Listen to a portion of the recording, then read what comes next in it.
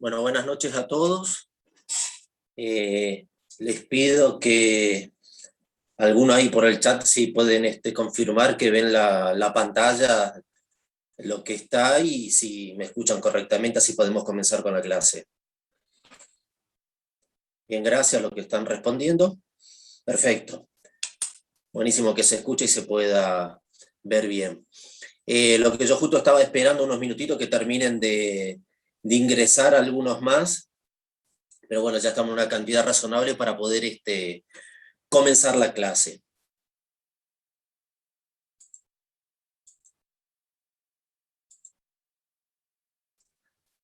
Ahí está, bueno, perfecto. Vamos a comenzar con nuestra clase del día de hoy. Cuando se les mandó la ID para poder conectarse esta noche, se les pidió, y la clase anterior yo también recalqué, que por favor traigan con sí mismo, tengan la ley y el decreto reglamentario de IVA, porque íbamos a comenzar hoy con esa parte de impuesto a los consumos para poder seguir y ver cuál era la cuestión que era más importante, más significativo que lo que vamos a dar. Más o menos le había hecho una pequeña aclaración la clase anterior, de que como la ley es muy grande, es muy largo, tiene su complejidad, por decir de alguna manera, y el objetivo nuestro está enfocado hacia la liquidación, hacia conocer parte de cómo es el funcionamiento del impuesto, cómo se liquida, cómo se registra. Bueno, es por eso que la última parte de la clase anterior, si ustedes recuerdan, habíamos puesto un PowerPoint con respecto a las facturas de tipo A, las facturas B, a quienes se les facturaba, con el comprobante A, con el comprobante B, quiénes usaban C, etcétera, como para poder ubicarnos en la parte del impuesto. Ahora, particularmente, vamos a comenzar directamente con la ley de IVA. Así, cuando charlábamos también en la clase anterior de los elementos de la obligación tributaria, que hablamos de objeto, de hecho imponible, de base, sujeto, etcétera, toda norma que establezca un tributo tiene que tener todos esos elementos. Primero, el objeto sobre qué va a caer el tributo. ¿En qué momento van a hacer la obligación tributaria? ¿Quiénes van a ser los sujetos? ¿Cómo se va a liquidar? ¿Con qué alícuota? Si hay exenciones, ¿cuál es el periodo fiscal? Todas esas cuestiones tienen que sí o sí estar incluidos dentro de la normativa. Acá vamos a comenzar con la ley de IVA, particularmente en el artículo 1, establece sobre qué va a recaer el tributo. O sea, cuál es el objeto del impuesto. Para lo cual, vamos al artículo 1. El artículo 1 tiene el inciso A, B, C, D y E, y vamos a ir leyendo y analizando cada uno. El artículo 1 dice, establece en todo el territorio de la nación un impuesto que se aplicará sobre. Una aclaración, para ella no hace falta, que estamos sobre impuesto a los consumos. Habíamos visto que los principales era el IVA e ingresos brutos. Bien. Este artículo 1, el primer renglón, tiene algo importante para analizar. En todo el territorio de la nación. O sea que las operaciones que se realizan en el país, obviamente, enumeradas a continuación, van a quedar encuadradas en el tributo. Todas aquellas operaciones que se realizan en el exterior no forman parte de la tributación del impuesto al valor agregado. Por ejemplo, yo presto un servicio en Paraguay, ese servicio no está grabado con el IVA. Sí puede estar alcanzado por el tema de renta mundial con impuesto a las ganancias, pero no particularmente con el IVA, que es lo que estamos viendo. Vamos a venta de cosas muebles, inciso A. Dice que se aplicará sobre las ventas de cosas muebles situadas o colocadas en el territorio del país, efectuado por los sujetos indicados en los incisos A, B, D, E y F del artículo 4, con las previsiones señaladas en el tercer párrafo de ese artículo. venta de cosas muebles situadas y colocadas en el territorio del país, realizado por los sujetos indicados en el artículo 4. ¿Qué tiene de importantes características este inciso A? Primero que recae sobre cosas muebles, situadas o colocadas en el país, y tercero, realizado por ciertos sujetos. No son todos los sujetos, son los sujetos de los incisos A, B, D, E y F del artículo 4. El artículo 4 de la ley de IVA establece quiénes son los sujetos. Bien, establecidas las condiciones, obviamente este inciso A está referido a cosas muebles. Si yo tengo mercadería en una sucursal que tengo en Paraguay o en Brasil, obviamente que las ventas que efectúe en esa sucursal o en ese local en otro país no forman parte del impuesto. Inciso B. Obras, locación y prestaciones de servicios incluidas en el artículo 3, realizado en el territorio de la nación. Dejamos de lado el tema de las comunicaciones internacionales. En los casos previstos en el inciso E del artículo 3, no se consideran realizadas en el territorio de la nación aquellas prestaciones efectuadas fuera del país cuya utilización o explotación efectiva se lleva a cabo en el exterior. Las que tendrán el tratamiento previsto para el artículo 43, que son operaciones de exportación. Eso está referido a exportación de servicios. Después vamos a explicar algo de qué se trata. Obras, inciso B. Obras, locación y prestaciones de servicios. ¿Qué condición se tiene que dar para que la misma quede encuadrada dentro del tributo? Que se realiza en el país y además tienen que estar comprendidas en el artículo 3. Todas estas prestaciones tienen que estar taxativamente incluidas en el artículo 3. Si no están comprendidas en el artículo 3, no forma parte del impuesto. Bien. Inciso C. También comprende las importaciones definitivas de cosas muebles. Importación definitiva de cosas muebles. ¿Cuál es la condición? Que sea importación para el consumo y no temporaria. ¿Dónde aclara esta cuestión? Artículo 1 y 2 del decreto reglamentario. El artículo 1 dice que a los efectos previstos en el inciso A del artículo 1 de la ley, las cosas móviles de procedencia extranjera solo se considerarán situadas o colocadas en el territorio del país cuando hayan sido importadas en forma definitiva. Y el artículo 2, como importación definitiva, le dice a los fines de la ley y este decreto reglamentario se entenderá por importación definitiva la importación para consumo, a qué se refiere el Código Aduanero.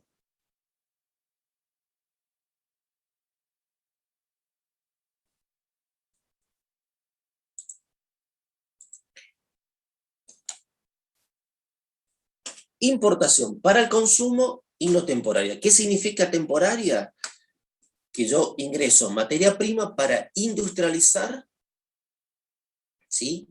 Y volver a exportar el producto terminado. Eso es una importación temporaria, eso no está alcanzado en el tributo. Y que sea para el consumo, obviamente, no sea una importación justamente para someterla a un posterior proceso de industrialización. Bien. ¿Qué más tenemos?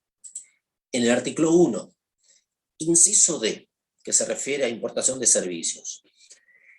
Quedan comprendidas las prestaciones, comprende el artículo 3, realizadas en el exterior, cuya utilización, explotación efectiva se lleva a cabo en el país, cuando los prestatarios sean responsables por el impuesto, por otros hechos imponibles y revistan la calidad de responsables inscriptos. Este inciso D está referido a importación de servicios. Son prestaciones de servicios efectuadas en el exterior, cuya utilización económica se va a llevar a cabo en el país, y los prestatarios que están ubicados en nuestro país tienen que ser responsables inscriptos. Por ejemplo, encargo a una empresa ubicada en el exterior la realización del estudio de mercado si, por ejemplo, vamos a suponer en la costanera, con la arena que hay y el tipo de río que tenemos, da para poner un determinado tipo de negocio. Cualquiera. La empresa viene, toma muestra de la arena, toma muestra del río, el clima, etc. Lleva todo a su país, realiza el estudio, nos manda el resultado. En ese caso se considera como importación de servicios. El servicio se lleva a cabo en el exterior y la utilización económica va a ser acá en nuestro país. Entonces, ¿cuáles son las condiciones? Utilización o explotación efectiva en el país, el prestatario, o sea, quien recibe el servicio en el país tiene que ser responsable inscripto, y la prestación de servicios se tiene que llevar a cabo en el exterior. Se trata de una empresa radicada, ubicada en el exterior, la que presta el servicio. Por último, que es lo último que se agregó a la ley de IVA, la última modificación, tiene que ver con los servicios digitales, comprendido en el inciso M del apartado 21 del inciso del artículo 3, todo hace referencia a lo que es el artículo 3. Prestados por un sujeto residente o domiciliado en el exterior, cuya utilización o explotación efectiva se lleva a cabo en el país, en tanto el prestatario no resulte comprendido en las disposiciones previstas en el inciso anterior. Netflix, Spotify, queda encuadrado en este inciso. Por eso es que a partir de hace un poquito menos de 2 años se comenzó a cobrar IVA, ¿sí? Y aumentaron las tarifas de Netflix, Spotify, cualquier otra aplicación que venga del exterior. Los servicios digitales comprendidos en el punto M del apartado 21, el inciso del artículo 3, prestado por un sujeto residente o domiciliado en el exterior, se entenderán en todos los casos realizados en el exterior. Respecto al segundo párrafo del inciso B, del inciso D y E, se considera que existe una utilización y explotación efectiva en la jurisdicción que se verifique la utilización inmediata o el primer acto de disposición del servicio por parte del prestatario, aun cuando de corresponder, este último lo destine para el consumo. Y después da algo más vinculado con los teléfonos móviles y otras aplicaciones. Bien, ¿cómo es servicios digitales? Vamos a ver qué dice pues el artículo 3 en esos incisos, el 3M. Utilización y explotación efectiva en el país, prestado por un sujeto residente en el exterior, y el prestatario no tiene que estar incluido en el inciso D, o sea, no tiene que hacer una importación de servicio incluido en el artículo 1, inciso D. Estas son las condiciones que se tienen que dar para que la operación quede comprendida en este artículo 1. E inciso E. Ahora, fíjense que el artículo 1, sí o sí y necesariamente, ustedes lo tienen que conocer de manera completa. Van a tener que ampliar esta parte que damos con bibliografía, que es la parte de objeto del impuesto. En la biblioteca de la facultad hay un par de libros de IVA, cualquier libro de los que están en la facultad, en la parte de objetos está bien explicado. Salvo este último párrafo, el inciso E, que se actualizó hace poco, y ningún libro de la facultad lo tiene comprendido. Pero sí hay artículos, lo pueden ir ampliando en la parte de internet. Igual cualquier duda la van consultando. Bien, ¿qué más tenemos con respecto a la ley de IVA? Vamos al artículo 2, antes de mostrarles la filmina. ¿De qué se trata el artículo 2? El artículo 2 hace referencia a qué se entiende por venta para el IVA. ¿Qué es venta para el IVA? Tiene el inciso A, que dice que se considera venta toda transferencia a título oneroso entre personas de existencia visible o ideal, sucesiones indivisas o entidades de cualquier índole que importe la transmisión del dominio de cosas muebles. Por ejemplo, venta, permuta, dación en pago, adjudicación por disolución de sociedades, aportes sociales, venta y subasta judicial y cualquier otro acto que conduzca al mismo fin, excepto la expropiación. Incluida la incorporación, estamos hablando de qué se entiende de venta, incluida la incorporación de bienes de propia producción, en los casos de locación y prestación de servicios exentas o no grabadas, y la enajenación de aquellos que siendo susceptibles de tener individualidad propia, se encuentran adheridos al suelo al momento de su transferencia, en tanto tenga para la responsable el carácter de bienes de cambio. Vamos a inciso B. Se considera venta también la desafectación de cosas muebles de la actividad grabada con destino a uso o consumo particular.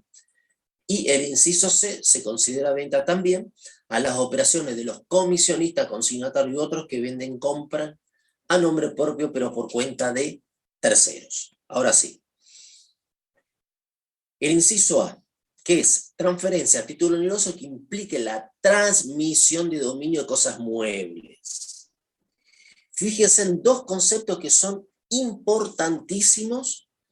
Este va de la mano por el inciso del artículo 1, en el objeto, que era venta de cosas muebles. Primero tiene que ser cosas muebles situado colocado en el país. Además se tiene que dar este artículo 2, inciso A. ¿Qué es lo importante que le dije recién? Transmisión de dominio de cosas muebles y fundamentalmente tiene que ser a título oneroso. Si yo regalo algo, no se considera venta. Después para el IVA tiene otro tratamiento, que ya lo vamos a ver. Pero para que encuadre este inciso A del artículo 2, tiene que haber transmisión de dominio y a título oneroso. Hay dos excepciones a este principio general de venta. Uno es la expropiación.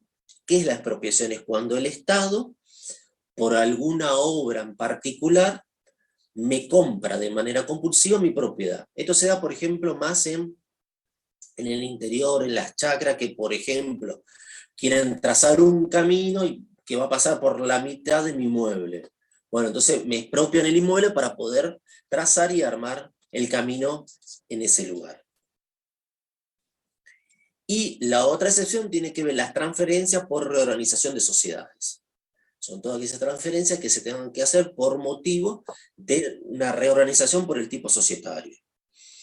Tenemos la desafectación de cosas muebles para consumo, que se considera venta. Por ejemplo, tengo un supermercado, retiro mercadería de la góndola para mi consumo particular, ese retiro de la mercadería que estaba para la venta se considera como venta.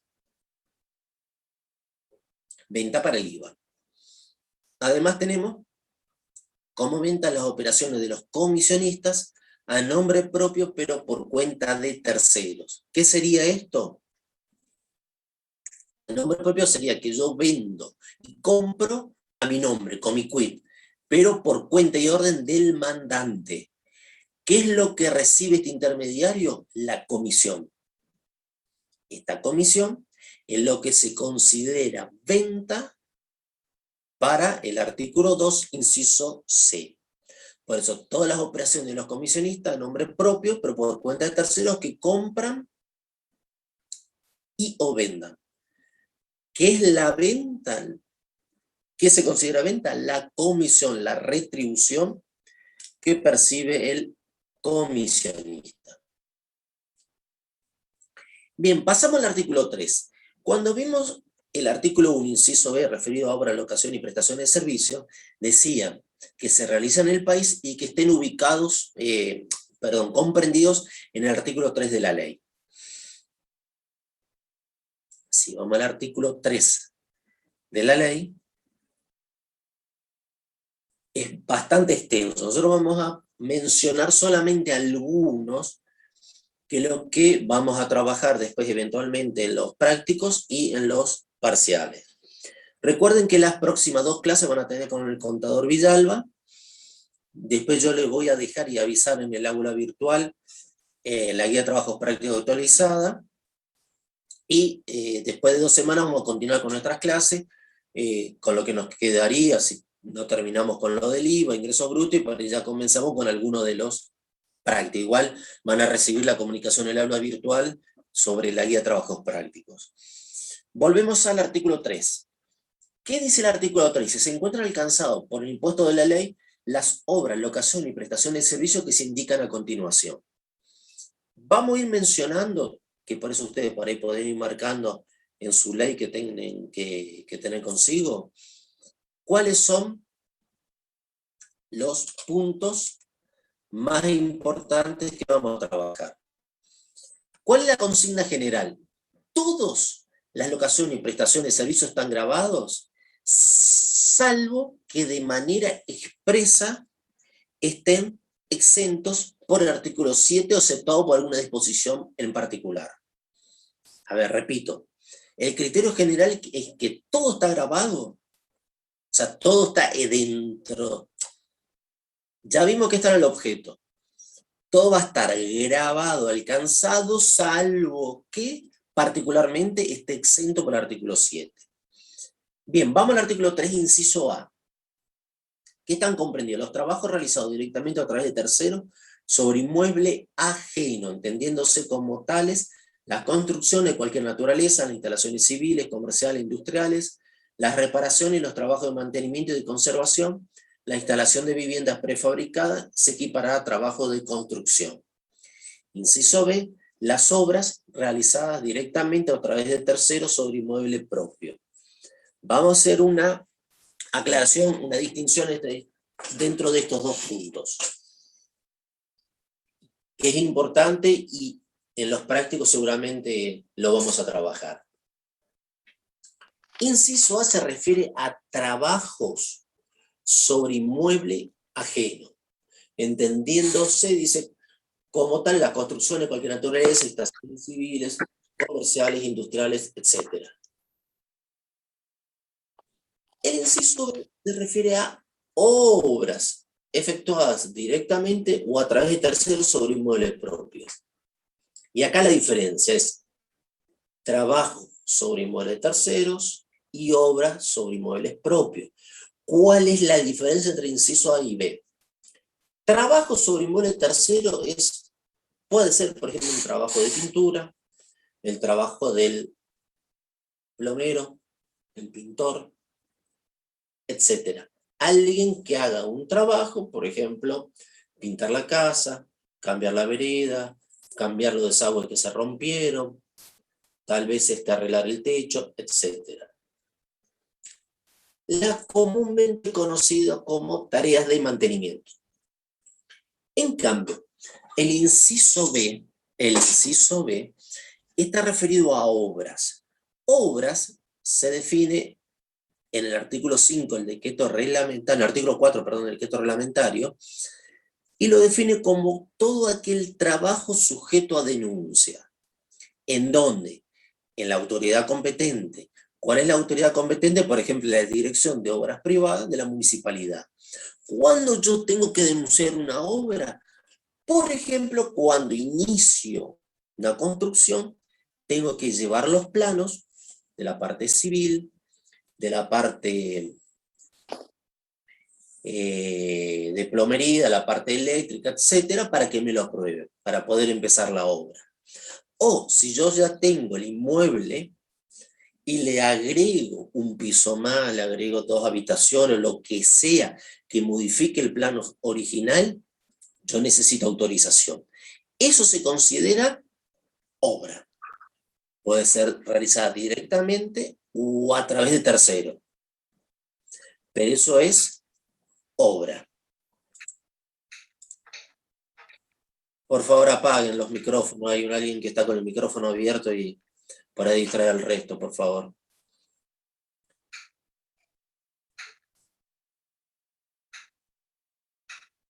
Repito, por favor, no me hagan detener la clase y buscar quién es el que está con el micrófono abierto. Chequen que tengan los micrófonos cerrados, así no nos distraemos. Gracias. Volvemos. Obra. ¿Por qué? Porque este concepto de obra, después cuando veamos el artículo 4, es el que define a una empresa constructora. El concepto de empresa constructora tiene que ver con la realización de una obra sobre inmueble propio. Es decir, pero ¿cómo? Si es mi inmueble el que realiza la obra, es sujeto, claro, porque dice lo siguiente: Yo me convierto en sujeto porque realizo una obra, por más que me la haga una empresa constructora que no un tercero. ¿Por qué? Porque ahora lo explicamos bien con el artículo 4, pero mi objetivo de esa construcción es obtener un lucro. Sí, pero si yo hago una habitación en mi casa, no es ánimo de lucro. Perfecto. No se van a dar los supuestos del artículo 4. Pero bueno, ahora lo vemos en el artículo 4. ¿Qué más tenemos del artículo 3? Algunas prestaciones de servicio del inciso E. La del punto 1, efectuado por bares, restaurantes, cantinas, salones de té, confitería en general, por quienes presten servicio de refrigerio, comidas o bebidas en locales propios o ajenos, o fuera de ellos. Quedan exceptuadas, no constituye, ¿sí? Que estén dentro del objeto, las efectuadas en lugares de trabajo, establecimientos sanitarios exentos, establecimientos de enseñanza oficiales o privados reconocidos por el Estado, en tanto sean de uso exclusivo para el personal, pacientes o acompañantes, o en su caso para el alumnado, no siendo de aplicación, en este caso lo dejamos.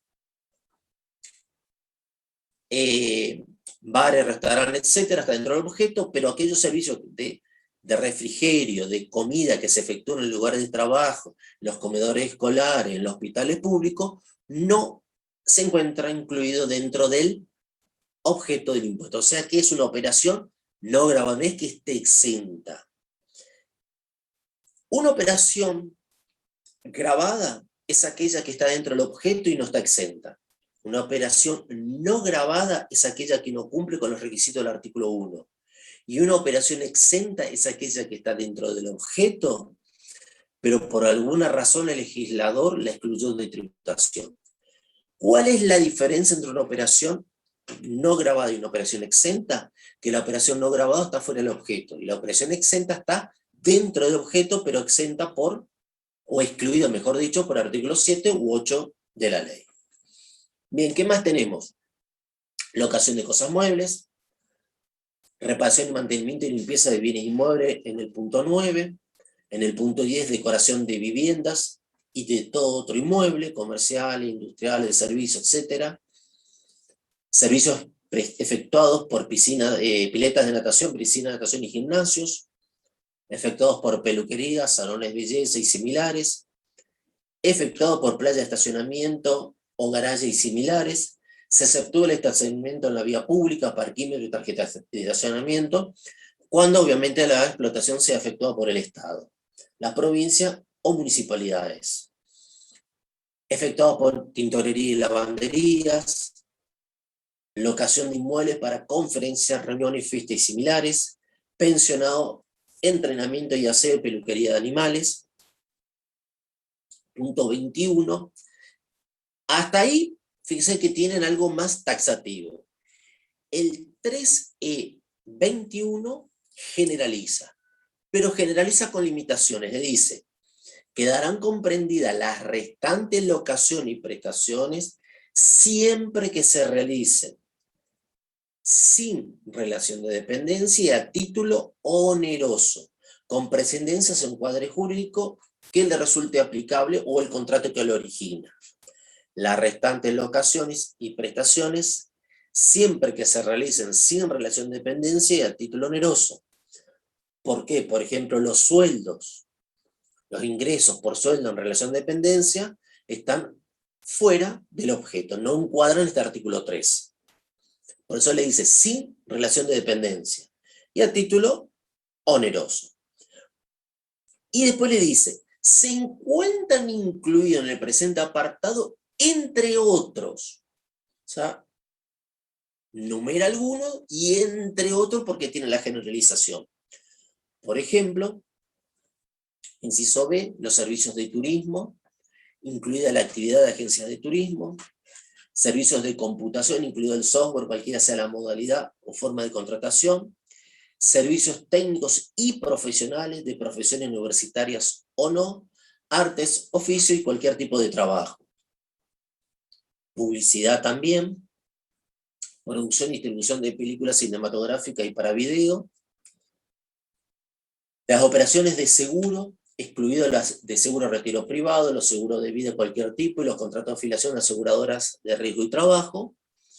Y el tema de los servicios digitales, que fue lo último que se agregó. Dice, quedan comprendidos como servicios digitales y se considerarán servicios digitales cualquiera sea el dispositivo utilizado para su descarga, visualización o utilización, aquello llevado a cabo a través de la red de Internet o de cualquier adaptación o aplicación de los protocolos, plataforma o de la tecnología utilizada por Internet u otra red a través de lo que se presten servicios equivalentes que por su naturaleza estén básicamente autorizados, requerían una intervención humana mínima. Bueno, aquí tenemos el suministro y alojamiento de sitios informáticos y páginas web, productos digitalizados, incluidos entre otros los programas informáticos, software, etc. Lo mencionamos, no vamos a trabajar con este tema porque es sumamente complicado.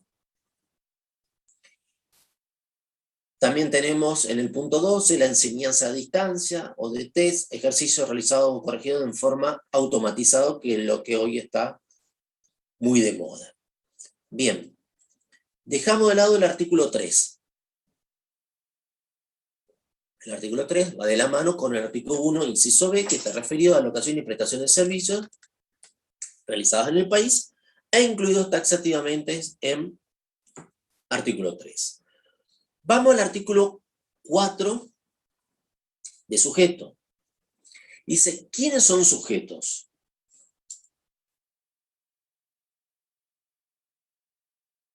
¿Quiénes son sujetos?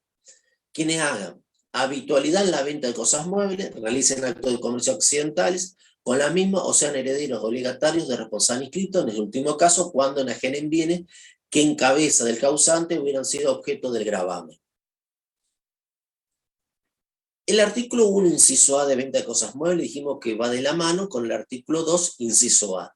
También va de la mano y se tiene que cumplir con el artículo 4, porque dijimos que eran ventas de cosas muebles situadas o colocadas en el país, realizados por determinado sujeto del artículo 4, que además se tiene que dar el requisito del concepto de venta del artículo 2, inciso A, y acá está el inciso A que dice, ¿quiénes son los sujetos? Quienes hagan habitualidad en la venta de cosas muebles, realicen actos de comercio accidentales con las mismas, o sean herederos o legatarios de responsables inscriptos.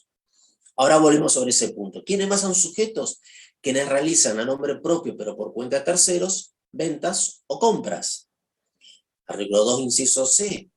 Acá lo tenemos como artículo 4, inciso B, que taxativamente lo incluyen como sujetos.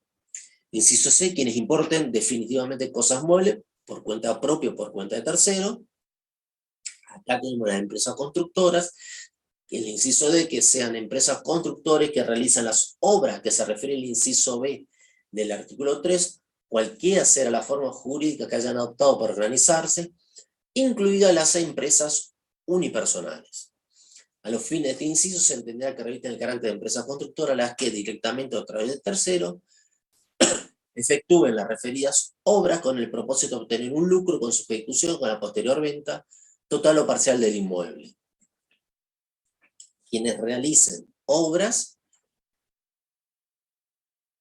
No cambie todavía más de Filmina, estoy todavía en esa, ya voy a poner la próxima Filmina, Daniel.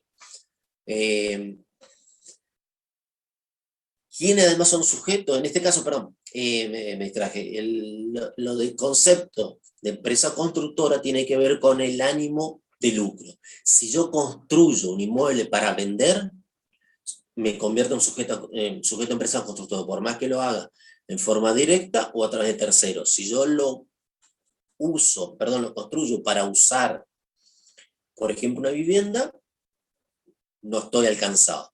Si yo, empresa, comerciante, por ejemplo, una sociedad, construyo una oficina y lo afecto a la actividad, no me constituyo una empresa constructora, pero después hay un tema de gravabilidad o no, devolución o no del IVA al momento de la desafectación o la venta de ese bien de uso. Bien, ¿quiénes son además sujetos? Quienes sean locadores en el caso de locaciones grabadas y sean prestatarios del artículo, del artículo 1 y sean locatarios, prestatarios, representantes sujetos del exterior que realicen las obras o prestaciones efectuadas en el país. Preguntan construcción para alquiler. A ver, acá lo que define el artículo 4, inciso D, es el ánimo de lucro con la posterior venta. Si yo alquilo, no soy empresa constructora. Si alquilo una vivienda hasta el tope que esté exento, estará, perdón, la vivienda siempre está exento. Si alquilo un inmueble comercial hasta el tope que está exento, y si no pasa a estar grabado. Pero el hecho de yo construya para alquiler, no construyo para vender. De hecho, el artículo 5 del decreto reglamentario establece que si yo, por ejemplo, construyo un edificio y lo tengo alquilado en forma continua o discontinua por más de 3 años y lo vendo, la venta no está grabada y lo único que tengo que hacer es reintegrar, devolver los créditos fiscales oportunamente computados. A ver, ¿cuál es la diferencia? Es que, por ejemplo, si yo vendo, tengo que vender en función al valor actual de la venta. Si yo devuelvo el crédito fiscal oportunamente computado, lo devuelvo a valor histórico, salvo que cambie o actualice la norma. O sea, la venta no está grabada, yo solo devuelvo. ¿Por qué? Porque lo tuve alquilado por más de 3 años. Ahora, si yo construyo directamente 3 locales comerciales para alquilar, bueno, el alquiler ya estará grabado y lo demás lo tendré como un bien de uso o como una inversión dentro del balance. Bien, ahora sí. Dijimos, volvemos a repasar. Lo del inciso A dice, venta de cosas muebles. Hagan habitualidad en la venta de cosas muebles, actos de comercio occidentales, sean herederos obligatorios responsables inscritos. Para que la venta esté dentro del objeto, al margen de que esté en el país, al margen que se da el concepto de transmisión de dominio a título oneroso, se tiene que dar, ¿sí?, estos requisitos del inciso A. Que haga habitualidad en la venta de cosas muebles, habitualidad, o sea un acto de comercio accidental. Por ejemplo, si yo vendo sillas y mesas en un negocio, una mueblería, hay habitualidad. Si, por ejemplo, encontré un container con equipos de música, todas cosas electrónicas que yo habitualmente no vendo, pero encontré una oferta espectacular y lo pongo en el negocio a vender por única vez, es un acto de comercio accidental, porque lo vendo por única vez y después no voy a volver a venderlo. Bueno, pero también forma parte del objeto. Y lo último, sean herederos obligatorios personal inscrito, es que en cabeza del causante hubiera estado grabada las operaciones, me constituyo en heredero que continúo con todo parte de la operación, bueno, igual soy sujeto del impuesto.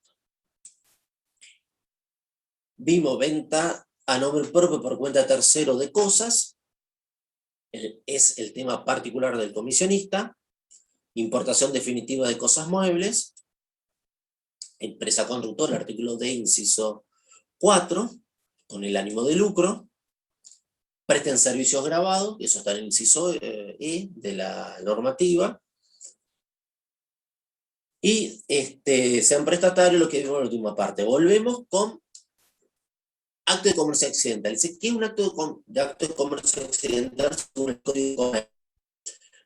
Por ejemplo, venta de cosas adquiridas con el ánimo de lucrar con la posterior enajenación. Les dije, vendo mesas y sillas, compré un stock de elementos de tecnología, cuestiones de informática o lo que sea, por única vez para la posterior venta. Es un acto de comercio accidental, quedó encuadrado. Venta de cosas muebles que revista la calidad de un comerciante, y enajenación de cosas muebles utilizadas en la actividad comercial. Por ejemplo, los estantes, yo tengo toda estantería, los vendo porque pongo uno nuevo, lo tenía afectado como bien de uso, o por ejemplo, una camioneta que la vengo usando, la vendo para comprar una nueva, no es habitual, no hago habitualidad en la venta de camioneta, entonces es un acto de comercio accidental y por ende queda encuadrado dentro del objeto del tributo.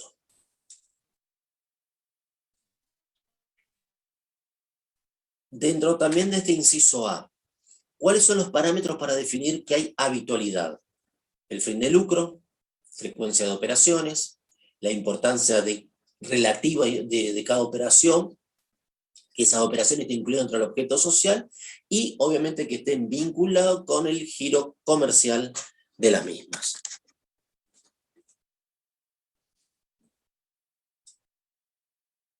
¿Qué más tenemos? En el inciso F nos habíamos quedado colgado, que sean locadores de operaciones grabadas, prestatario del artículo 1, inciso D, ya lo mencionamos, la importación de servicios, y la parte de servicios digitales. Locatarios, prestatarios, representantes intermedios sujetos en el exterior que realizan operaciones grabadas en el país, y los del inciso 1D, que es lo que recién mencionamos. Perfecto, esto tiene que ver con el concepto de sujeto. Vamos al artículo 5. Cuando mencionamos los elementos de la obligación tributaria, vimos el tema de objeto hecho imponible, como elemento de la obligación tributaria, que lo definíamos como hecho, acto, conjunto de actos, naturaleza económica, previsto en la normativa legal, cuya configuración da nacimiento a la obligación tributaria. ¿Qué quiere decir? Es el momento en que nace la obligación tributaria para el IVA. Cuando hablamos de momento que nazca la obligación tributaria, se refiere al momento en que queda perfeccionado la operación. Que quede perfeccionada la operación es el nacimiento del débito fiscal de la operación. Si ustedes se acuerdan de los asientos de venta, teníamos venta como cuenta de resultado y teníamos IVA de débito fiscal como cuenta del pasivo. Si se dan los supuestos del artículo 5,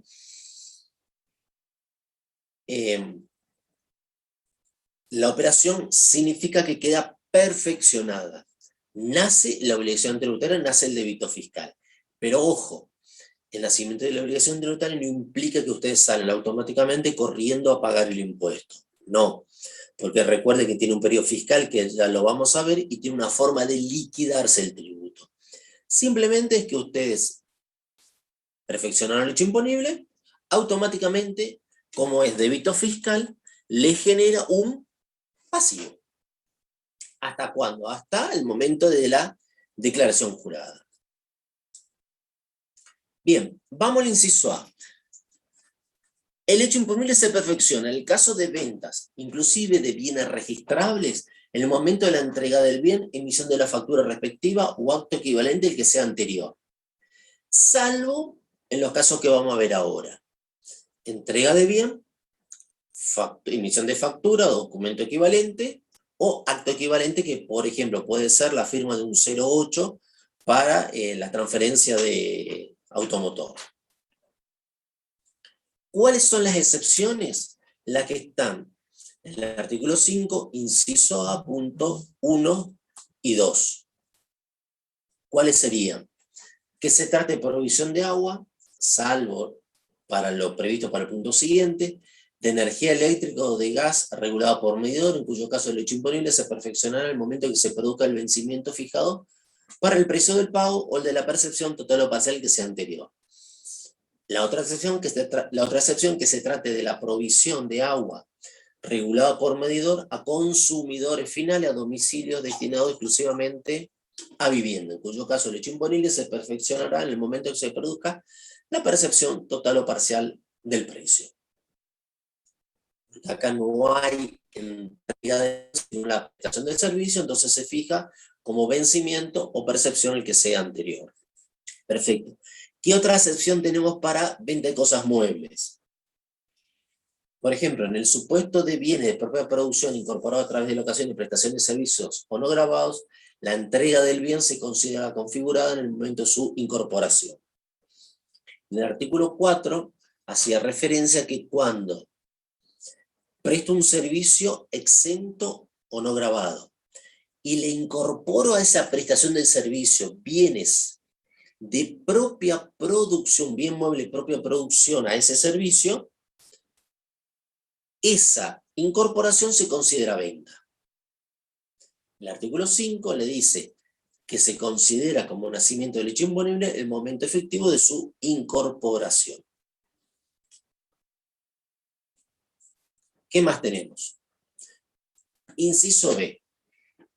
Prestaciones de servicio, locaciones de obra y servicio en el momento del hecho imponible van a ser el momento de la cuando se termina la ejecución o prestación o percepción total o parcial del precio el que sea anterior. Es cuando se termina la prestación del servicio o la percepción total o parcial del precio el que sea anterior. En el punto precedente era entrega, factura o acto equivalente. Acá es la terminación de la prestación de servicio. Recuerden que esto es una prestación de servicio o la percepción total o parcial el que sea anterior. Bien, ahora tenemos distintas situaciones de nacimiento del artículo 5 y el caso particular del artículo 6 para ver. ¿Cuáles son las distintas situaciones? Inciso A, venta de cosas muebles. Inciso B, prestación de servicios. Entonces, las prestaciones de servicios de criterio general de nacimiento de hecho imponible con la finalización, la percepción, se presentan situaciones particulares. Por ejemplo, la del punto 1 dice que las mismas se efectuaran sobre bienes, en cuyo caso el hecho imponible se perfeccionará al momento de entrega de tales bienes, o acto equivalente configurándose con la mera emisión de la factura. Por ejemplo, el arreglo de una computadora, el arreglo de una heladera, de un televisor, etc. Son servicios prestados sobre bienes. Entonces el hecho imponible acá es con la entrega de los bienes o la emisión de la factura, el que sea anterior. Puntos 7 y 8. Se trata de colocaciones, prestaciones financieras. Fíjense que yo le estoy mencionando las que vamos a trabajar en los prácticos y eventualmente en los parciales. En los parciales entra solamente lo que damos. Obviamente no se van a quedar con las explicaciones cortitas que damos ahora, sino van a tener que profundizar la parte de teoría, que es lo que tienen la primera parte que va a ser del parcial. Que se trata de colocaciones y prestaciones financieras, en cuyo caso el hecho imponible se perfeccionará en el momento en que se produzca el vencimiento del plazo fijado para el pago de su rendimiento o el de la percepción total o parcial que fuera anterior. Y el punto 8, que se trata de locaciones de inmuebles, en cuyo caso el hecho imponible se perfeccionará en el momento en que se produzca el vencimiento de los plazos fijados para el pago de la locación o el de la percepción total o parcial el que fuera anterior. Seguimos con el inciso C del artículo 3, perdón, del artículo 5. El hecho imponible en el caso de trabajo sobre inmuebles de tercero, que es el artículo 3, inciso A, será en el momento de la aceptación del certificado de obra, parcial o total, o el de la percepción total o parcial del precio, o el de la facturación, el que sea anterior. Inciso E. Referido a obras. Artículo 3, inciso B, y artículo 4, inciso D. En el caso de obras realizadas directamente a través de terceros sobre inmueble propio, el hecho imponible nacerá en el momento de la transferencia a título oneroso del inmueble, entendiéndose esta que tiene por lugar al extenderse la escritura traslativa de dominio o al entregarse la posesión si este acto fuera anterior. Como excepción se le establece que cuando se trate de ventas judiciales por subasta pública, la transferencia se realizará efectual en el momento en que quede firme la auto de aprobación de remate. Entonces, en el caso de obras sobre inmueble propio, cuando se produzca la transmisión de dominio a título oneroso, que se da con la escritura o la posesión si se la otorga de manera anterior. Y como excepción tenemos la venta por subasta pública, que es cuando quede firme el auto de aprobación de remate. El inciso F establece que en el caso de importaciones, el hecho imponible nacerá en el momento que sea definitiva. ¿Cuándo una importación es definitiva? Cuando obviamente se destina para el consumo. Pero una importación es definitiva cuando exista el despacho a plaza. ¿Qué es el despacho a plaza? Cuando pago todos los tributos y tasas correspondientes a la importación. Me presento en territorio de aduana, señora, acá tengo el papel que pagué todo, me liberan la mercadería para que yo la pueda sacar del territorio de aduana. Ahí se considera recién que la importación es definitiva.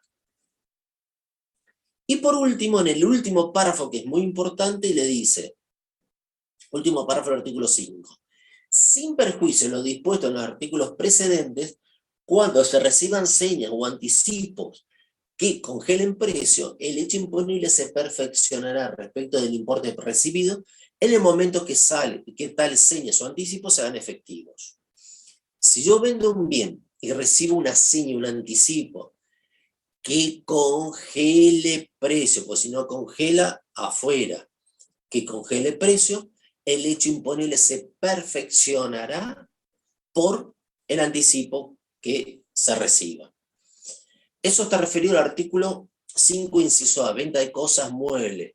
¿Por qué no se aplica a prestaciones de servicio? Porque en las prestaciones de servicio nace el hecho imponible con la percepción total o parcial o la finalización. En este caso no interesa si congela o no precio porque ya es percepción, total o parcial. Por lo tanto, este último párrafo se aplica exclusivamente para lo que es venta de cosas muebles. ¿Cuál es el caso particular del artículo 6 de la ley? El caso particular tiene que ver con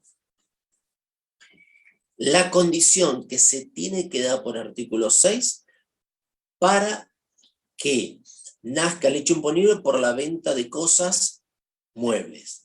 Dice, en los casos, artículo 6, en los casos previstos en el inciso A, el apartado 1, inciso B del artículo anterior, el 1B era prestación de servicios sobre bienes, se considerarán como acto equivalente la entrega del bien o la factura respectiva a las situaciones previstas en el artículo 1, 3, 4 y 5 en el Código de Comercio, artículo 463. Vamos al segundo párrafo.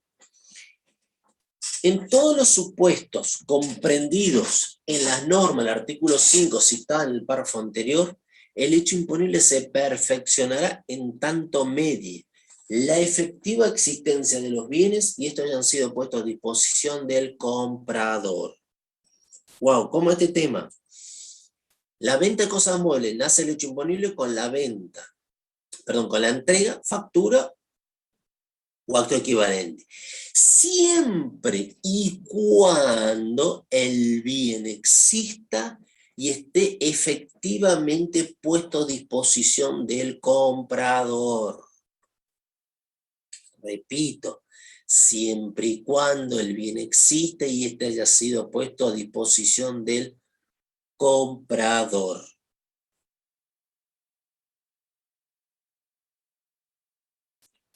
Estamos, que el bien exista y haya sido puesto a disposición del comprador. Consulta, profesor. Por favor, por chat para no distorsionar un poquito el tema de la clase.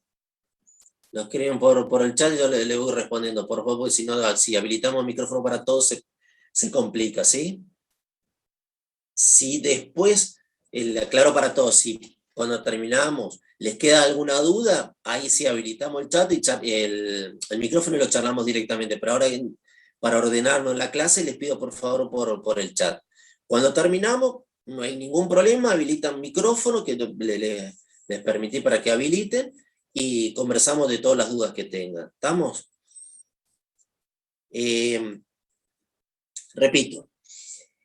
¿Por qué es esto que existan los bienes? Bueno, a ver, es una historia vieja del régimen de promoción de las provincias de San Luis y La Rioja, que eran todas fábricas ficticias porque era el armazón, facturaban de ahí, facturaban cosas que no existían, total estaban exentos en ganancia, en el IVA, y bueno, se creaban créditos fiscales monstruosos que nunca se pagaban porque no eran bienes que existían, y bueno, a ver, el bien tiene que existir y tiene que estar a disposición. Por ejemplo, compro Una mercadería que está en el local de Buenos Aires, en el depósito de Buenos Aires.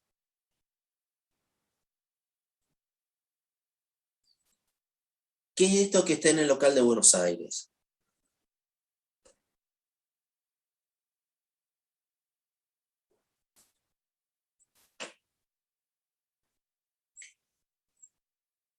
¿El bien está a disposición? Sí, está en Buenos Aires. ¿Existe? Sí, está en Buenos Aires. Pero ¿qué yo pacté? Pacté que me lo entreguen en el local de Posadas. Yo lo tengo que retirar en la sucursal de Posadas. Entonces, ¿está a disposición? No. ¿Existe? Sí, pero no está a disposición. ¿Qué significa esto? Que no cumple con los requisitos del artículo 6. Por ejemplo, pago un bien, no sé, un escritorio que me lo van a hacer a medida. Lo pago por completo, me lo factura. Un escritorio de 1.000 pesos más IVA, total 12.100. ¿El bien existe? No. ¿Está puesta a disposición? Obviamente que no, porque no existe. ¿Y entonces qué pasa? No nace el hecho imponible. ¿Por qué? Porque el bien no existe y no está puesto a disposición.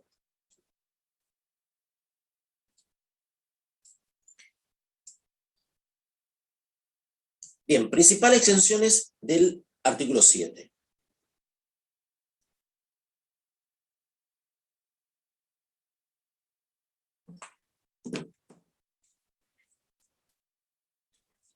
Dijimos, una operación que está dentro del objeto, que cumple con todos los requisitos del artículo 1, va a estar grabada, es decir, lista para liquidar el impuesto en la medida que no esté comprendido el artículo 7.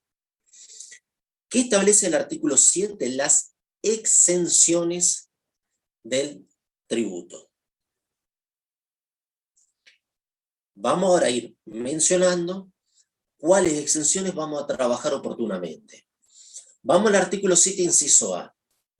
Estarán exentos los libros, folletos, impresos similares, incluso en fascículos o hojas sueltas que constituyen una obra completa o parte de una obra, diario, revista, publicaciones periódicas, así como las suscripciones de ediciones periódicas digitales de información en línea, en toda la cadena de comercialización y distribución. En todos los casos, cualquiera sea el soporte o el medio utilizado para su difusión. La exención prevista en este inciso no comprende los bienes grabados que se comercialicen conjuntos complementariamente con los bienes exentos, en tanto tengan un precio diferenciado de venta y no constituyen elementos sin el cual estos últimos no podrían utilizarse. Por ejemplo, yo en el kiosco, no sé, se vende una revista para chicos que venga con plasticola de colores. Si la plasticola tiene un precio diferencial al de la revista, eso está grabado y la revista no. Si todo forma parte del mismo precio porque el otro viene de regalo, obviamente todo sigue estando exento. Inciso F, este es muy importante.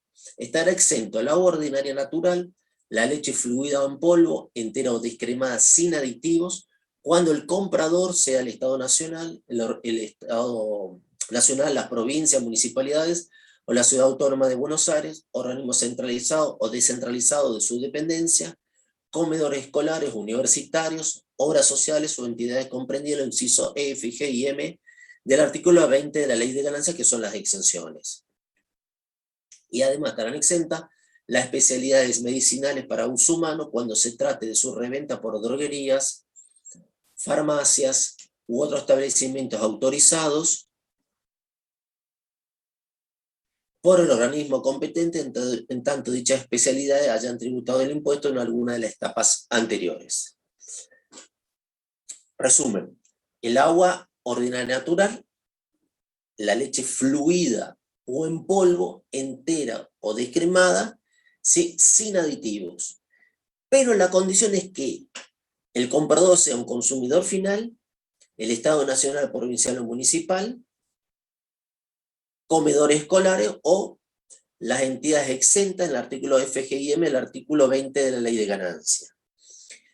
También estarán exentas las especialidades medicinales, siempre y cuando en alguna etapa anterior alguien haya pagado el IVA, por ejemplo el laboratorio es quien paga el IVA, y no importa quién es el comprador.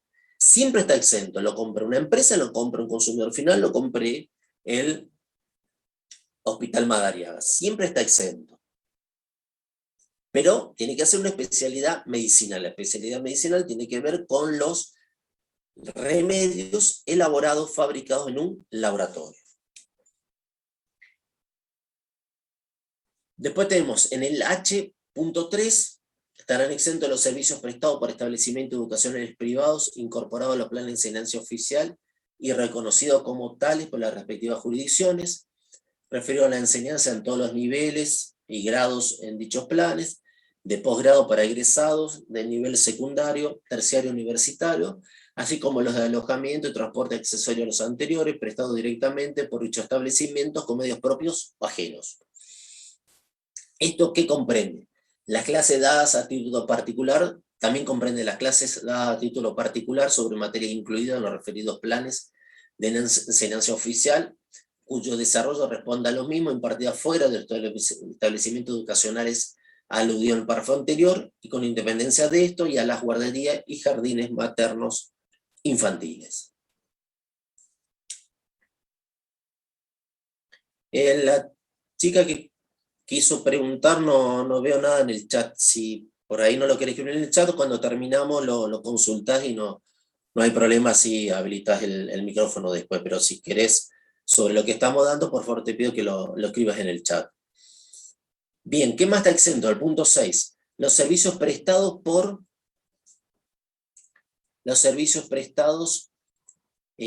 obras sociales quedados reconocidas por normas legales, nacionales o provinciales, instituciones, entidades, asociaciones comprendidas en el inciso F, G y M del artículo 20, también lo realizado por colegios y consejos profesionales cuando tales servicios se relacionan en forma directa con los fines específicos. La del punto 7 es muy importante porque está referido a los servicios médicos.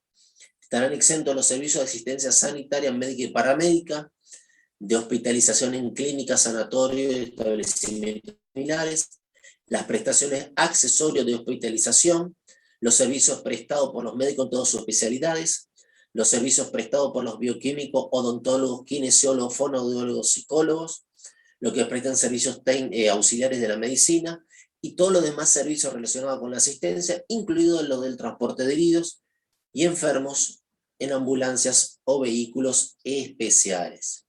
Y acá está la condición. La exención se limita exclusivamente a los importes que deban abonar los prestadores, los colegios y consejos profesionales, la caja de previsión social para profesionales y las obras sociales reconocidas por normas legales, nacionales o provinciales, así como todo título directo que a título de coseguro o en caso de falta de servicio deben efectuar los beneficiarios. Lo mismo lo que están organizados en forma de obras sociales por los colegios, consejos profesionales, cooperativos o entidades mutuales. Acá, los servicios médicos van a estar exentos en la medida que estén cubiertos por obras sociales obligatorias. ¿Cuáles son las obras sociales obligatorias? Las que están por descuento en el recibo de ley. Ustedes saben que los que trabajan en la relación de dependencia tienen un descuento del 3%, creo que la provincia es un poquito más, con destino a la obra social. Esa cobertura de obras sociales de esos pacientes está exento. En cambio, si yo contrato una prepaga, o de Swiss Médica, Sancor, etcétera, la que sea, la cobertura de pacientes con prepagas no están exentos, están grabados, pero alcanzan una alícuota diferencial. En cambio, la prestación de servicio a pacientes que no tengan ningún tipo de cobertura de obra social están grabados a la alícuota general. Punto 12. Estarán también exentos los servicios de taxímetro y remises con chofer realizados en el país siempre que el recorrido no supere más de 100 kilómetros. La del punto 13 también están exentas, que se refiere al transporte internacional de pasajeros y cargas, incluido el cruce de fronteras por agua, que tendrá el tratamiento del artículo 43. El artículo 43 es el de exportaciones. Después vamos a explicar qué es el tratamiento del artículo 43. Punto 16.9. Están exentos los intereses de préstamos por operaciones bancarias y financieras en general, cuando el tomador sea el Estado Nacional, los municipios o la Ciudad Autónoma de Buenos Aires. Lo del punto 8, los intereses para préstamo para construcción de vivienda también están exentos.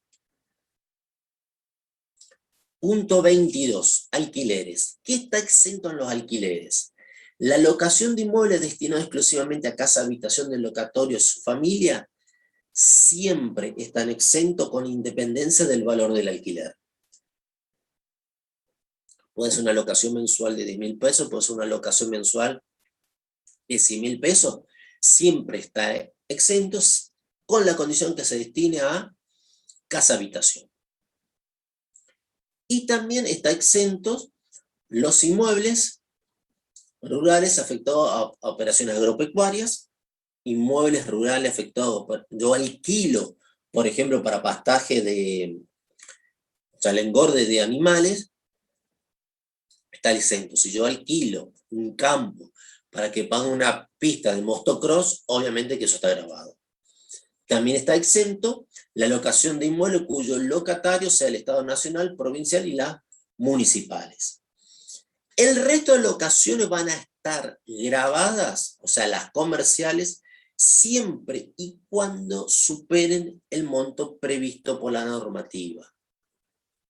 El precio que se fijó es un precio muy anticuado, muy viejo, que es impracticable, que es de 1.500 pesos por mes. ¿Qué significa? Que las locaciones comerciales por sobre los 1.500 están grabadas, hasta 1.500 están exentas. Y dejamos de lado el tema de las exenciones del artículo 7. El artículo 8 solamente vamos a mencionar que estarán exentas por el artículo 8, inciso D, las exportaciones.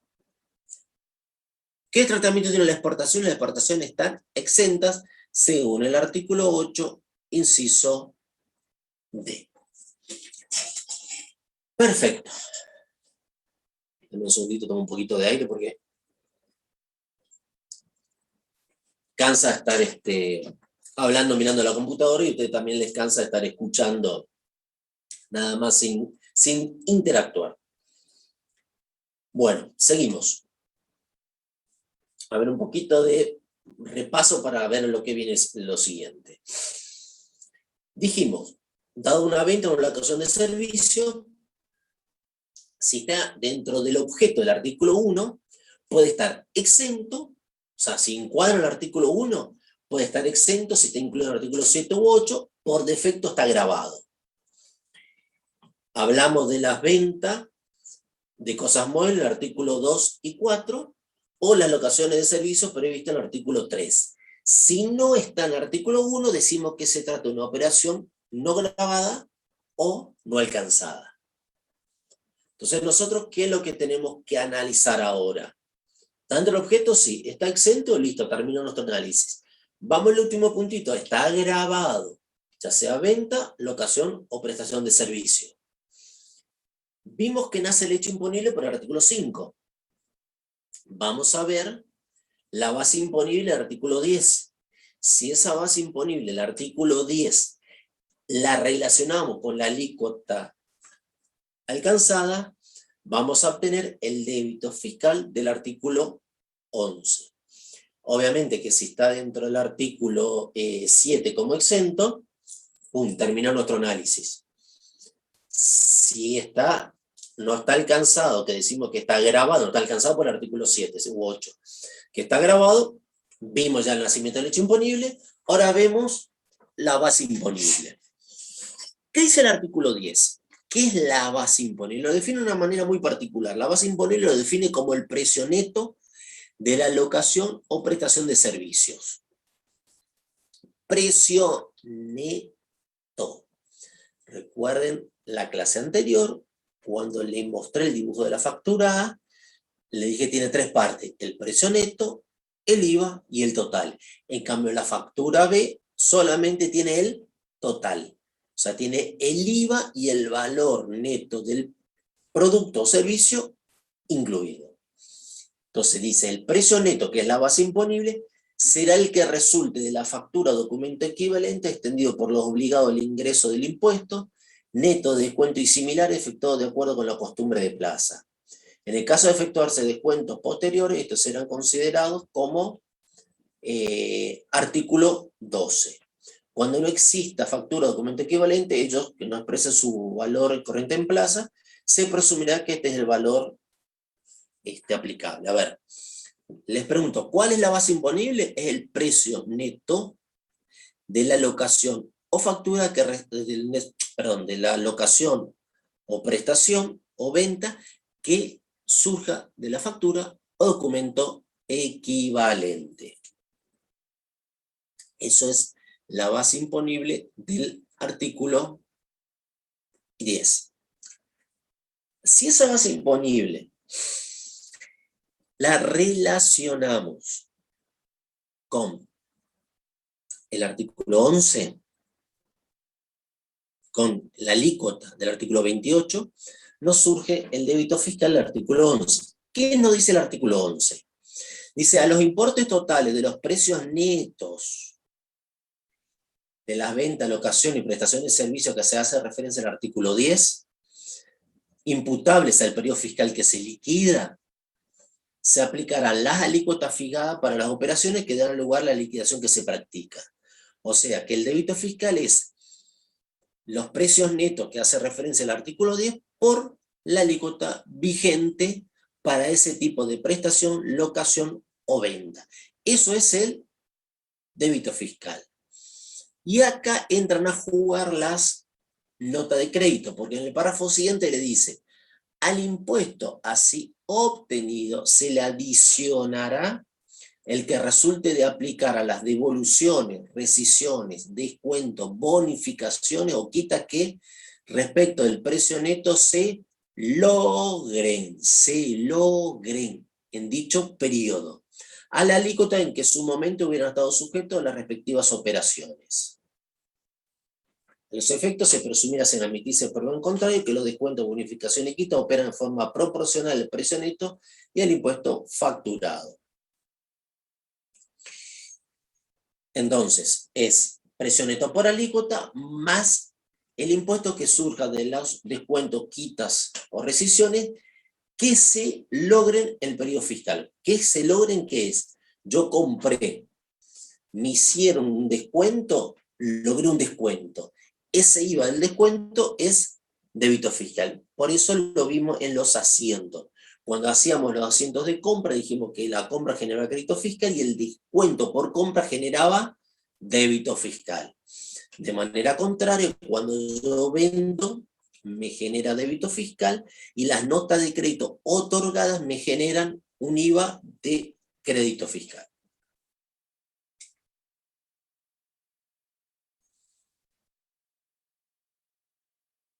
Bien, vamos al artículo 12. El artículo 12 es un poquito más complicado que el artículo 11 porque establece cuáles son los requisitos para el cómputo del crédito fiscal y qué pasa, según el artículo 13, cuando las operaciones están afectadas en forma indistinta a operaciones grabadas y no grabadas.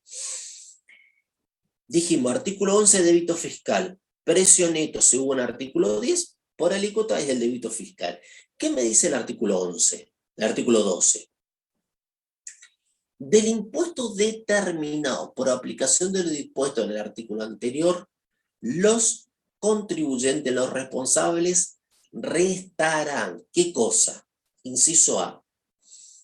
El gravamen que en el periodo fiscal que se liquida se le hubiera facturado por compra o importación definitiva de cosas muebles,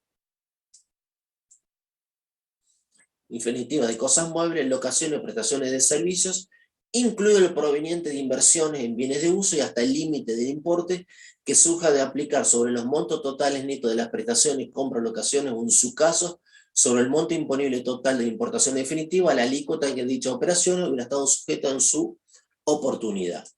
Esto lo del 10 ya lo vimos.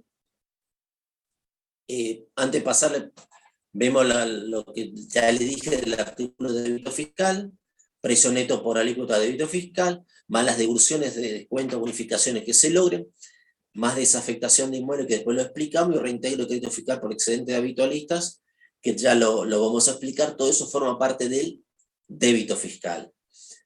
Notas de crédito por devoluciones que se logren. Vamos a lo que estamos analizando ahora. Del débito fiscal determinado, los responsables restarán el crédito fiscal que se logre por impuesto facturado por compra, locaciones o importación definitiva de bienes y servicios, o impuestos sobre descuento, bonificación y quita de devoluciones otorgados.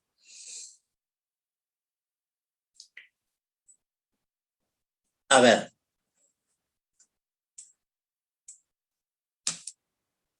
Lo que le voy a explicar está en la parte siguiente. Dice, el gravamen que el periodo fiscal que se liquide se le hubiera afectado por compra o importación definitivas. Y acá están las condiciones provenientes de inversión en bienes de uso hasta el límite del importe que surja de aplicar sobre los montos totales netos de las prestaciones o cooperaciones, o en su caso sobre el importe imponible total de importaciones definitivas, a la alícuota que dicha operación o el Estado sujeto a su oportunidad, comúnmente conocido como regla de tope. ¿Qué otros requisitos? Solo darán lugar al cómputo del crédito fiscal las compras, importaciones definitivas, las locaciones y prestaciones de servicios en la medida que se vincule con las operaciones grabadas, cualquiera sea la etapa de su aplicación. Bien, ¿cuáles son los requisitos? Los que tienen acá. Que surgen de este artículo 12, que surja de factura o documento equivalente, que se encuentre discriminado el tributo, el IVA, que corresponda al periodo fiscal, y se gravamen que en el periodo fiscal que se liquida se le hubiera facturado por compra, o sea, digamos, surja de factura, discriminado correspondiente al periodo fiscal, que cumpla con regla de tope. ¿Qué es la regla de tope?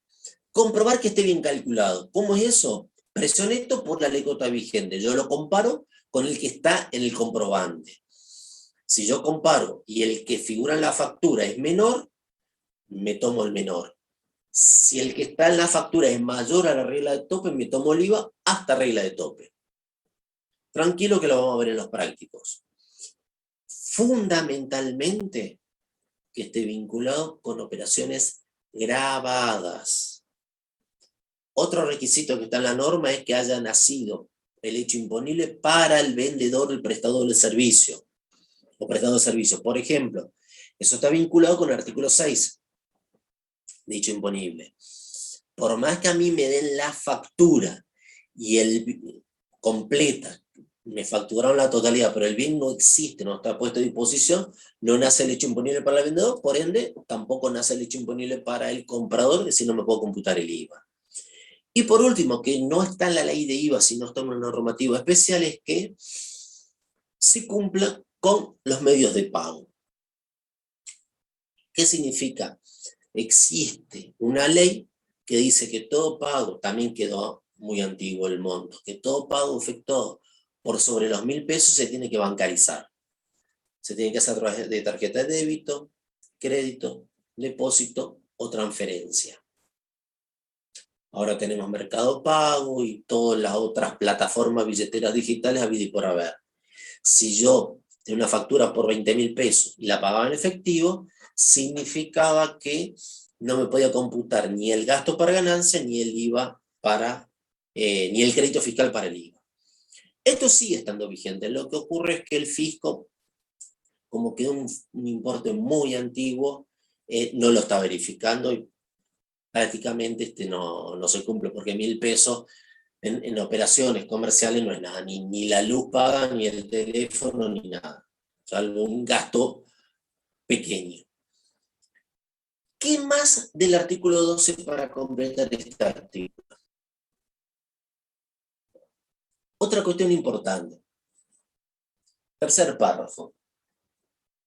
No se considerarán vinculadas con operaciones grabadas las compras, importaciones definitivas, locaciones de automóviles, en la medida que el costo de adquisición, importación o valor de plaza, si son de propia producción o alquilados, supere la suma de 20.000 pesos. ¿Qué significa?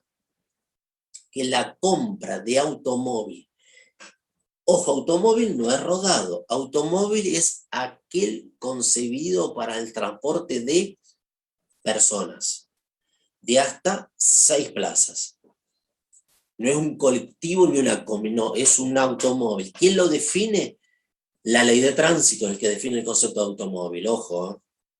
Lo que tiene la separata de repar, tienen un artículo específico que tiene la definición y el resto pueden buscar el concepto de automóvil según la ley de tránsito. Es aquel concebido para el transporte de personas. Si yo compro para afectar a la actividad gravada un auto que cuesta 3 millones de pesos más IVA, 3.630.000, solamente me puedo tomar de crédito fiscal 20.000 por el 21%, es decir, 4.200 pesos. El resto de los 630.000 lo pierdo y al momento de vender ese automóvil tengo que pagar el 100% del IVA.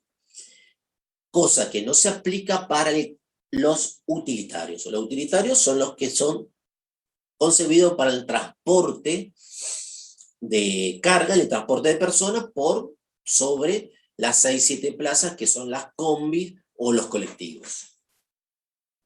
En ese caso, está grabado una alícuota diferencial y no hay límite, no hay tope del cómputo del crédito fiscal. Es el que está en la factura y que cumpla con los más requisitos del artículo 12. En cambio, lo que es automóvil, un automóvil para transporte de personas, el tope es de 20.000 pesos. La otra limitación dice la locación y prestación de servicio en el punto 3, que se refiere a los puntos 1, 2, 3, 12, 13, 15 y 16 del inciso del artículo 3. ¿Qué es? No me puedo tomar el IVA de la factura de los bares, restaurantes, hoteles, moteles, casa de masajes, ropa que no sea concebida para trabajo y etcétera, estacionamiento, etcétera. Son las limitaciones, por eso dicen no se considerará afectado con operaciones grabadas. Antes de entrar al artículo 13, por último, la nota de crédito, el inciso B. El artículo 12 comienza de lo dispuesto por el artículo anterior de débito fiscal, los contribuyentes restarán. En el inciso B, ¿qué van a restar? El gravamen que resulte de aplicar a los importes, los descuentos, bonificaciones, quitas, devoluciones, rescisiones respecto a los precios netos, se otorguen en el periodo fiscal por las ventas, locaciones y prestaciones de servicios y las obras grabadas a la alícuota que dicha operación hubieran estado sujetas. Siempre que estén con costumbre de plazo, se facture y contabilice.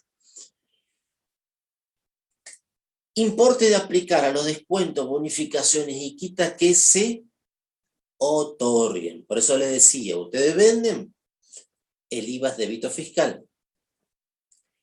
Otorga una nota de crédito, el IVA de esa nota de crédito constituye un crédito fiscal.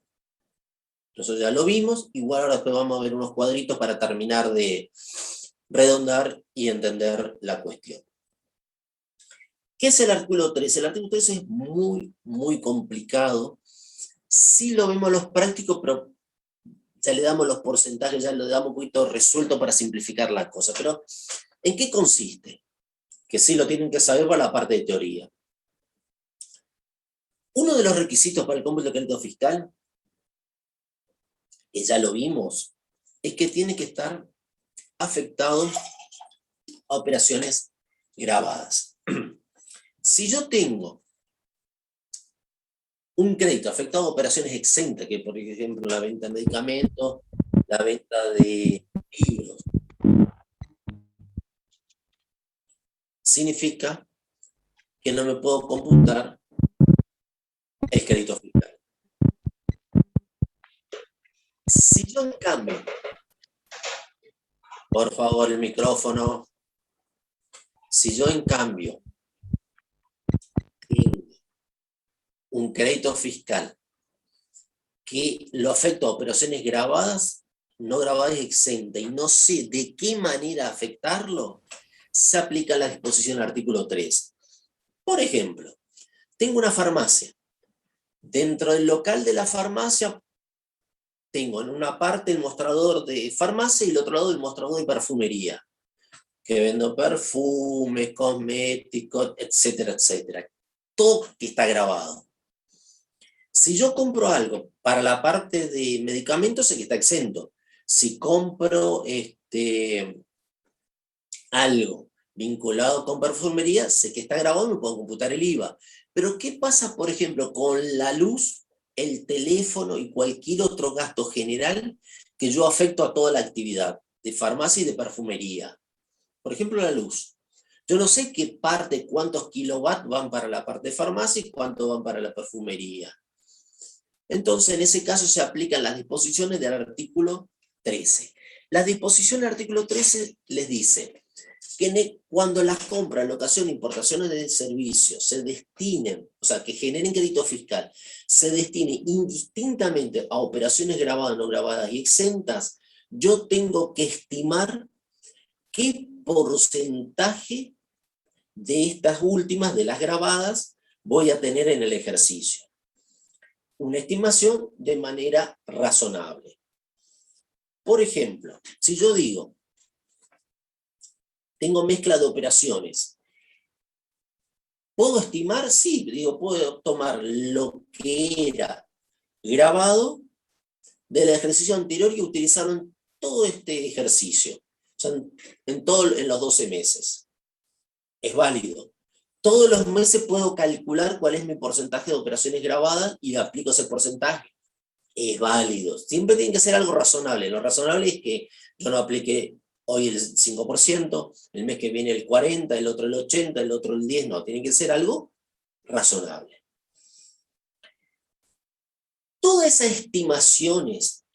estimaciones que yo hago durante el año, lo tengo que ajustar en el siguiente momento. Para las personas humanas, juntamente con la posición fiscal del mes de diciembre. Para las personas jurídicas que practican balance en forma comercial, juntamente en el mes de cierre de balance del ejercicio. ¿Cómo yo ajusto? Ya sea en el mes de diciembre, ya sea en el mes de balance de cierre, que ya tengo los 12 meses de operaciones, tengo que sacar cuál es el porcentaje de operaciones grabadas sobre el total de operaciones anuales. Grabadas, no grabadas y exentas. Ese porcentaje es el que yo voy a aplicar sobre los créditos fiscales prorrateables. Sí, pero yo ya me tomé todos los meses. Perfecto. Lo que yo tomé todos los meses, tengo que ajustar en ese último mes.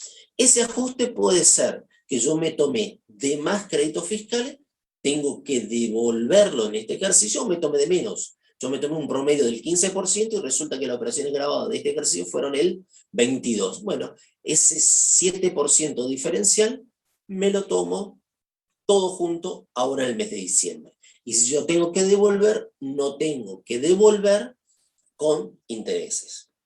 No lo tengo que devolver con intereses, ¿sí? Entonces, para el parcial y para el práctico, le vamos a dar ya el porcentaje, no que tengan que calcular el porcentaje, lo que tienen que saber es sobre qué calcular, básicamente. Igual que quédese tranquilo, lo tienen en los prácticos, lo vamos a ver y discutir en los prácticos. Simplemente una forma de mencionar y explicar. Bien, como para ir cerrando la clase de hoy, para que no sea tan denso, porque solamente hablar y usted escuchar y todavía no tenemos la parte práctica que es más divertida. Volvemos a las notas de crédito. Este cuadrito, por más pavo, tonto y el nombre que le quieran poner, es fundamental. Miren lo siguiente. Vamos arriba, olvídense de los renglones de abajo. Ventas. Si yo emito una nota de débito por venta, una nota de débito, aumenta el débito fiscal. En cambio, si yo emito una nota de crédito por ventas, ¿Qué me genera? Me aumenta el crédito fiscal. Si yo compro y me emiten una nota de débito, implica que aumenta el crédito fiscal. En cambio, si yo compro y me emiten una nota de crédito, implica que me aumenta mi débito fiscal. Tiene que ver con las notas de créditos emitidas y tiene que ver con las notas de créditos recibidas. Las recibidas generan débito fiscal y las emitidas generan crédito fiscal.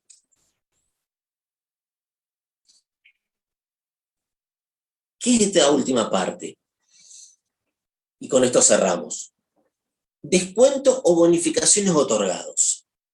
Un descuento, una bonificación otorgado que figura en la misma factura, el mismo comprobante de la operación principal, me implica una disminución del débito fiscal.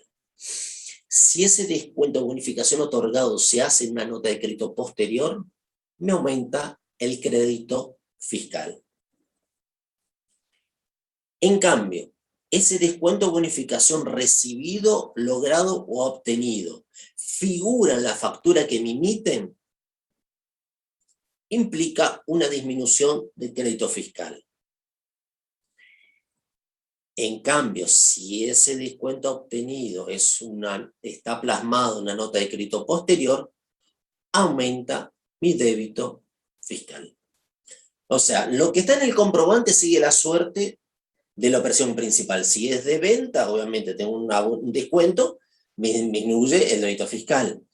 Si es una operación de compra y tengo un descuento, me disminuye mi crédito fiscal. Si ese descuento otorgado es una nota de crédito posterior, me aumenta mi crédito fiscal. Si ese descuento recibido es una nota de crédito posterior, me aumenta mi débito fiscal. Bien, artículo 18.20 lo dejamos para la clase anterior, la clase siguiente.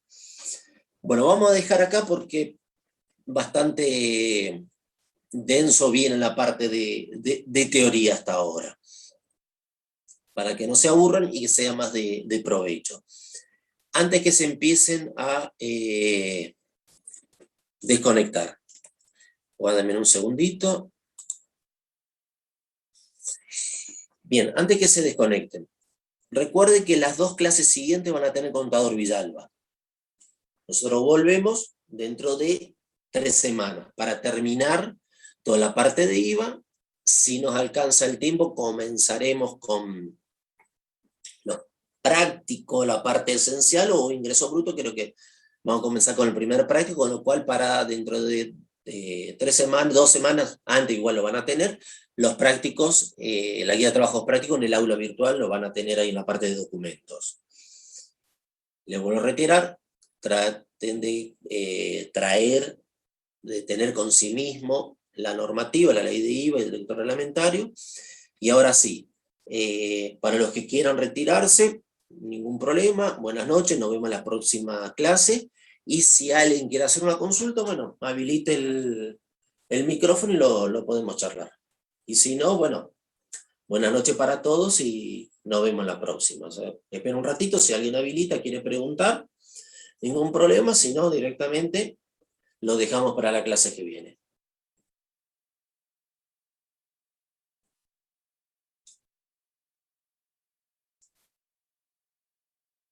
Si quieren retirar, ningún problema. Si alguien quiere consultar algo, o lo quiere hacer por el chat, o lo quiere hacer a través del micrófono, ningún problema, si no, nos vemos dentro de 3 semanas. Que tengan buenas noches.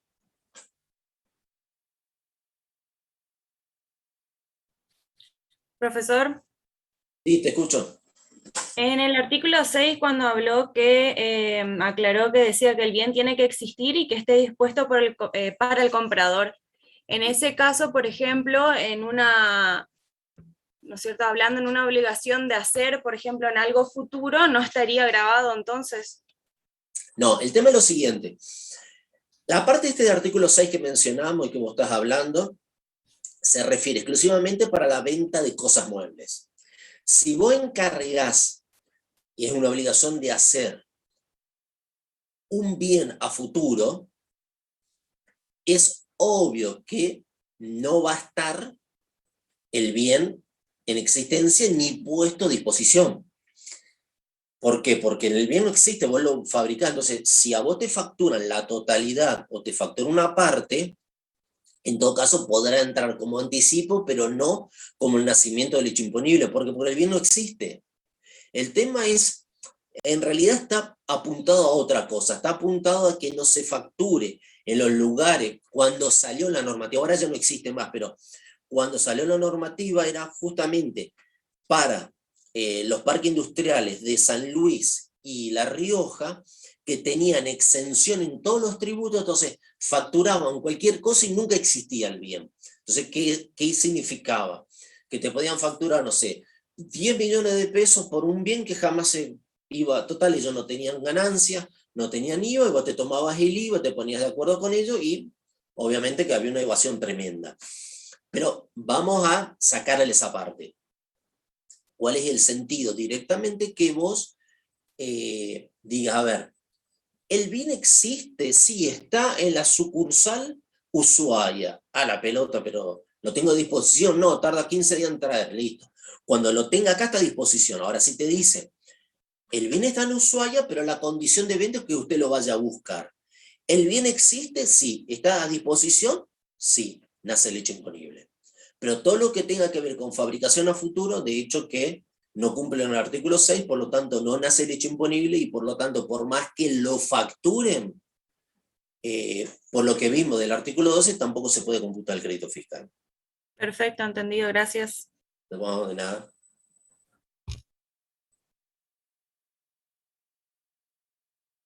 ¿Alguna preguntita más, chicos? Chicos, chicas, hay que aclarar ahora.